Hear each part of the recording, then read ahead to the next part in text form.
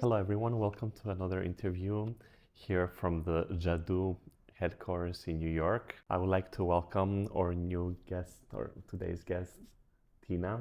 I want you to tell us all about how you got into this field, how in New Sure. York and how. Sure. Yeah. I mean, I started in hair about 13 years ago, but um, I guess hair kind of dates back to my childhood. My mom was a hairdresser before she had me and my sister, and so hair's always kind of been part of my life. Not one that I thought that I was going to be doing. I had a career in entertainment and fashion publicity, and I did that for 13 years.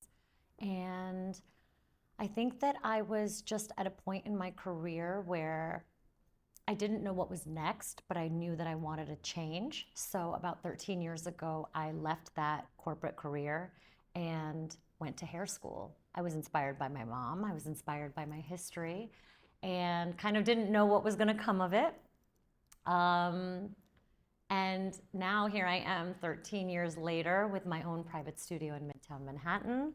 So I kind of went full circle. Very That's happy. amazing. How Yeah. was the transition of going back to school and redoing? What was crazy about going to hair school was I was actually in school for something that I didn't know that I loved so much. So the conversations that were happening in hair school, like on the side before class or like during breaks, would have been the conversations that I would have gotten trouble in real school for talking about. So I was like, wait, I get to talk about this? I get to talk about nail colors and makeup and hair. So I think that as I went through school, I really realized that I had this like deep down love for this industry that I think was dormant before. It was just part of who I was. I'm Indian. It's part of our culture to embrace beauty and beauty trends.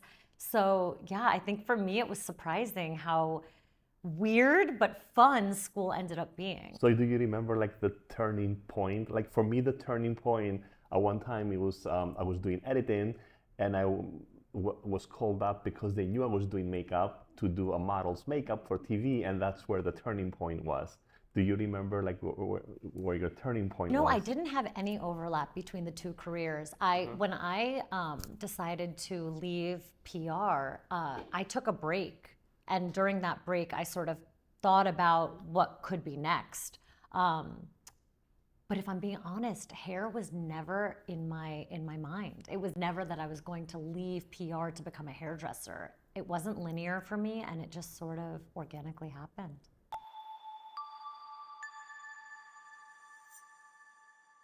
So how was the transition like when you went back to school and then started working into the hair field? I was a little older when I became an assistant in my first salon in New York. And so I already had what I'd like to say was soft skills. So I already had like people skills. I was a publicist. I was very comfortable speaking to people. What I didn't have was the technical skills. But those people skills, they only come from life experience. So I was put into this pool of being with other assistants who were a little bit younger, a lot younger. And um, I think that maybe there was just a little bit of I don't know. I mean, I think that I felt maybe insecure because I could speak to people, but I was still learning how to do hair. I just really wanted to learn. So I watched, I saw, for instance, with color, how hair processed, how placement mattered. I was lucky to learn from the best. I always worked for the best stylists in New York and colorists in New York. So I just made it my number one priority to sort of watch and learn. I think one thing that happens when you come out of hair school is you feel like you know so much because you've just been training for 7 months, and then you graduate and you realize you don't know anything at all. You don't even really know how to wash hair. I think that was one of the feedbacks that I got that I was so confused about. But it's an on-the-job learning experience in hair. You have to feel people. You have to make sure that you wash every part of their head. They seem basic, but you're nervous when you're first doing it. So I think that for the first year and a half of me being an assistant, I just humbled myself and watched and learned. Amazing. Yeah. So now, I mean, you made it. You're very unique in the market here in New York. A lot of people recognize you and know you. And I wanted to ask you, what do you think, like, you have as a unique approach? Like, why will people pick Tina?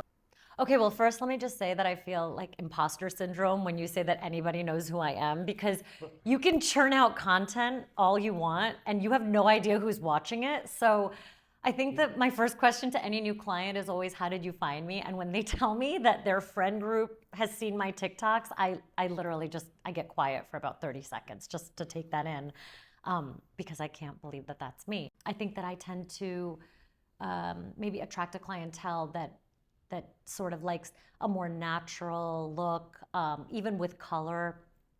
I don't do vivid, bold colors. I do balayage and really kind of 1 to 2 shades off of their natural color to make them look sun-kissed. So I've chosen to streamline my marketing towards that. And if you go to my TikTok or my Instagram, you'll see that. There's all different kinds of hair. There's all different colors of hair, but it's a very natural vibe where you almost don't know if they've been colored or not. Got it. So when you have that client in the chair, like before you touch them, like what's your philosophy behind it? Like, I have these clients, it has the hair, I might see damaged hair, I might see very healthy hair. So before you start, like what's your philosophy on that? It's to listen.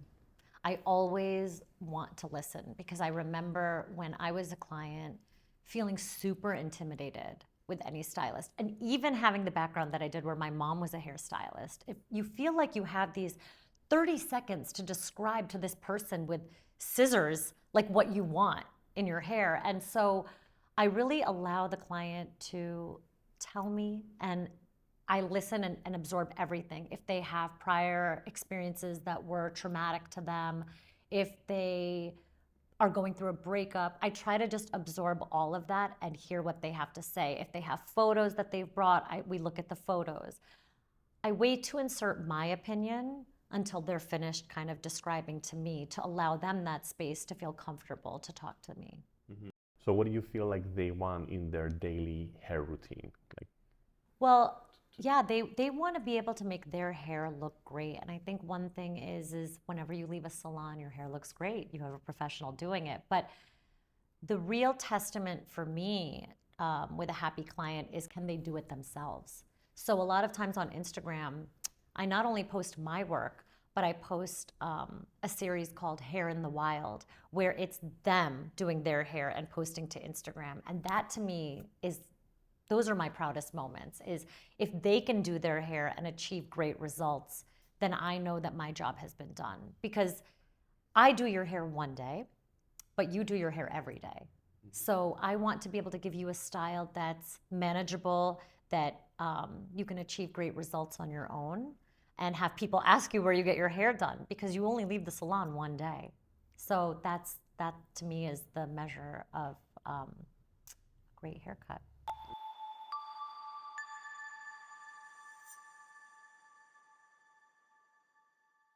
so when, for example, you see, let's say, split ends, damages, or effortless volume, and they want some kind of a ritual or products to use, what would you tell them or incorporate in there? Yeah, I mean, I guess it's case by case, right? And it's dependent on their hair texture and what they're looking for. But I definitely do a lot of market research on my own. I am the biggest consumer of TikTok and Instagram ads. They are definitely targeted towards me. I think I have an entire closet of products in my house.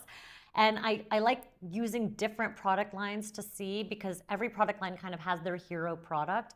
So I've never been the kind of stylist that just uses all one brand. Have you had the chance to try it or Jadu split ends oil? So yes, I was Instagram targeted with the Jadu split end, and I became super interested. So I actually DM'd the brand and asked to try the product, because again, I don't like to recommend anything to my clients that I don't try on myself first. I think that I'm the ultimate guinea pig. And because I have such a vast knowledge, not just from being a hairstylist, but from being a consumer first on what's out there. I always want to try what's new. So I was wondering, why is Instagram showing me Jadu Beauty? Why is Instagram showing me Jadu Beauty? And to see that it's also started by a fellow Desi woman, I was like, okay, I have to try this brand. Like this has got to be in my repertoire. So yeah, I reached out and I tried the split end serum. I'm still very new in the process of it. I think like under 2 weeks. But you know, I am impressed by how lightweight I wake up with the results in my hair. I applied it to my split ends after giving myself a trim because I just wanted to give myself the healthiest base. But yeah, I've been liking the product so far. Like I said, it's only been 2 weeks. I want to see like a month's progress and so on. But yeah. I love it, like how excited you were as Oh, soon I as get I so mentioned excited it. about products. It's like Christmas to And me. it's nice because I mean, when somebody uses it, you're like you want to see, you know, what the expectation was and what the final result is. Absolutely. And I see as soon as I mentioned it. I love products. I do, and especially products that work. So yeah, I am excited to see my journey with the Jadu split end, and then hopefully have it be something that I recommend to my clients at home. But not to put myself out of business because haircuts are important. But yes, yes. So you have reinvented your life, your career, and now you're in the hair field and it's so successful. Like, what's out there that you would tell people that are that want to do that with their life and switch to something different? Like, And it's really interesting because I come from a generation where my parents or my dad, for example, you know, did the same thing for like 30 years. And I remember as a kid being like, that has to be kind of boring, you know? And I think that my advice would be, if you do feel that itch, because for me, when I was in PR, I loved it until I didn't, right? And I didn't want to, for me, I wanted to love my career. I wanted to be proud of what I did, but I also wanted to be joyful going into work every day. And I think that when that started to fade for me in my old career, I really listened to myself. And my advice would be that if you feel that itch to try something new, as wild and as crazy as it may seem, do it. Because your old career will still be there. Had I tried hair for a couple of years and somehow felt unfulfilled or maybe, you know, I don't want to say failed, but maybe it wouldn't have worked out for me, I could have always gone back to my old career. Nobody is going to take that experience away from me. But the risk was worth the reward. And I think that as crazy as your ideas may be of what you want to do next, I mean, we only have one life. And you might as well do it. If you had told me 13 years ago that I would own my own studio on 57th and 6th, I would never have believed you because I never set out to be a business owner. I only set out to do something that I loved. And when I began in hair, I loved it. And I loved it through the process. As I started to build a clientele and sort of see some holes of what was missing in maybe some of the salon experiences that I had, I wanted to create something new. And that's why I now own my own business. So I think it came very organically to me, and you really never know the future. So to anybody who's aspiring to change or pivot their career, I would say go for it. You have nothing to lose.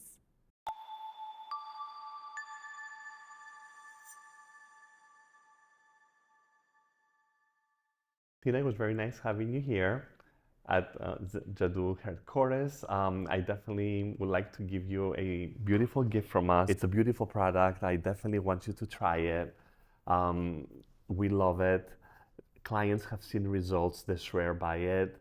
What is this magic drip? I don't know this product. I know the split end sealer, but I've never tried So after magic drip. Split ends, and then the magic drip is something that you will use on your hair roots.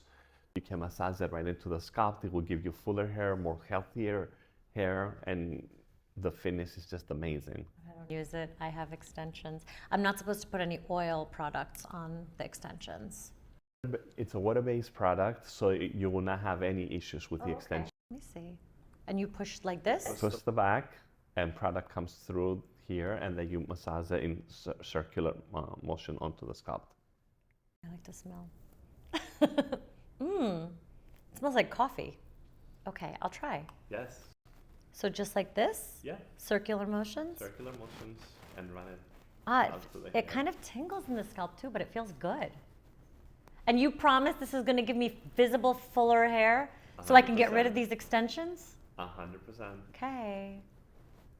Well, thank you so much for having me. Thank I really you. had a lot of fun. I'm so excited to try this. And I feel like I'm going to be a fan of this brand. I just have a weird feeling that I'm going to sure you like are. everything. But yeah, thank you so much. Thank you guys. It was very nice to have Tina here. So if you have any concerns or questions, you can definitely book Tina. We have her information underneath running, and she'll be more than happy to have you over at her salon. It's really nice to have, again, Tina with us today.